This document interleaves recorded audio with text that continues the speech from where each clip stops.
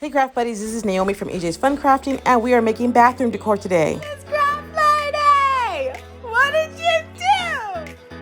We're going to start with these hexagon plaques I found at Michael's and some chalk paint I had at home. I'll put all the supplies in the description. You're going to paint your hexagon first on the inside all the way around. When you're done, you want to make sure it dries, and then if you need to, you can come back and put another coat on there. You'll see that I did add another coat when I finished. Really nice and easy. I'm just very thin layer at first. Come back, add that extra, get those sides, do the outside. Now, once your paint is completely dry, you're going to use some Mod Podge. I use whatever Mod Podge I could find. And this is important. You're going to use Mod Podge. You don't have to do it on the whole hexagon, but on the inside where you will be placing your vinyl for sure. This step is super important. Make sure it dries completely. It'll keep your paint from coming up when you place your transfer tape on there with your vinyl. Now let's go over to Design Space. Inside of Design Space or your cutting software, go ahead and open up those bathroom signs. You can find that file linked in my description. Okay, each of these words have two layers. The top layer is a color layer and the back layer is white.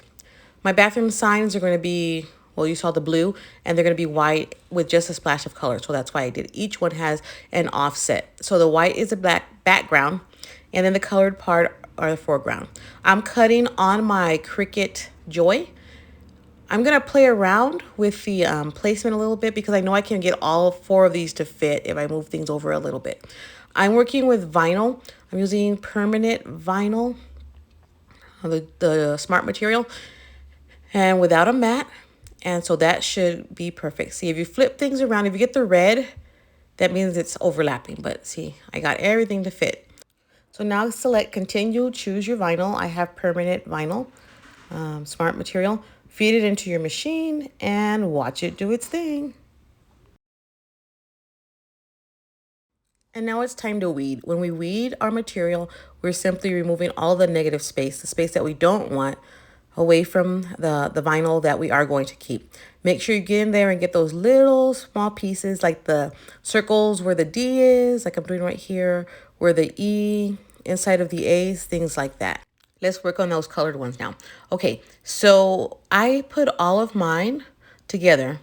First, I'm going to cut it on a mat instead of without a mat.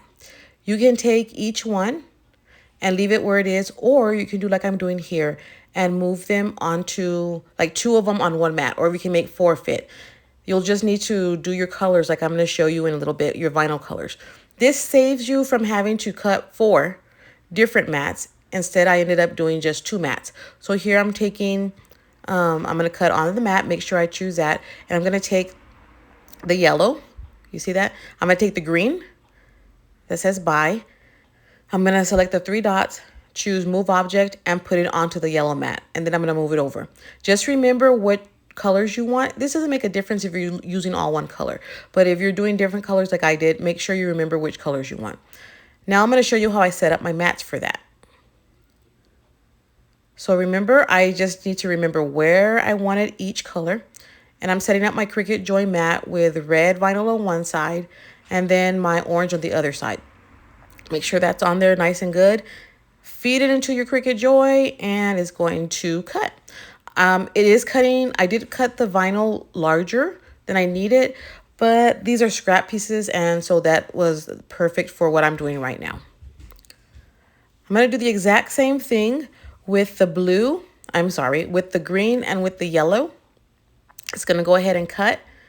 And then when it's done, I'm going to show you our next step. So now we're going to weed all of those, the colored words, just like we did the white ones. Again, make sure that you go and remove all of those little pieces. For this, I like using a weeding pin because as opposed to the actual weeding hook, a bigger one or a small one like this one. It's easier to get in those little crevices with this really small font. Go ahead and weed all of your pieces and meet me back here for the next step. Now comes the fun part. Grab your transfer tape and line it up over one of the top pieces, one of the colored pieces. Use your scraper tool or burnishing tool to go ahead and burnish that down on both sides. And then you're going to peel it away. I find it easier to peel the backing away from the transfer tape than doing it the other way around. Just gently peel that off, usually at an angle. And I'm going to tape down my bottom, the offset, the white part, so that it doesn't move all over the place on me. I'm just using extra pieces of transfer tape. Tape that down onto my table. And then I'm going to line up that dry, the orange one, exactly where I want it. You might have to play with it a little bit. Those lines do come in handy, those grid lines. So line that up. Once you get it on there, use that same scraper tool, burnish it down all the way. Make sure it's on there nice and good. And I always burnish from the back as well. Go ahead and repeat that for all of your other words. All right, let's get into it. Make sure that your Mod Podge is completely dry. Peel your word off from your transfer tape.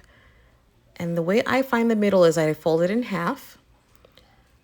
Fold my word in half so that it matches on both sides, and then just kind of eyeball it. If you are a super perfectionist, you can use a ruler and do that. Burnish it down, and this is why we use the Mod Podge at first, because without the Mod Podge, whenever we take off our transfer tape, we'll also be taking off some of the paint. But with the Mod Podge, as long as the Mod Podge is completely dry, we've got it made. So this is what we came out with. Mrs. Craft Lady wasn't feeling it, so I said, you know what? Let's add some white.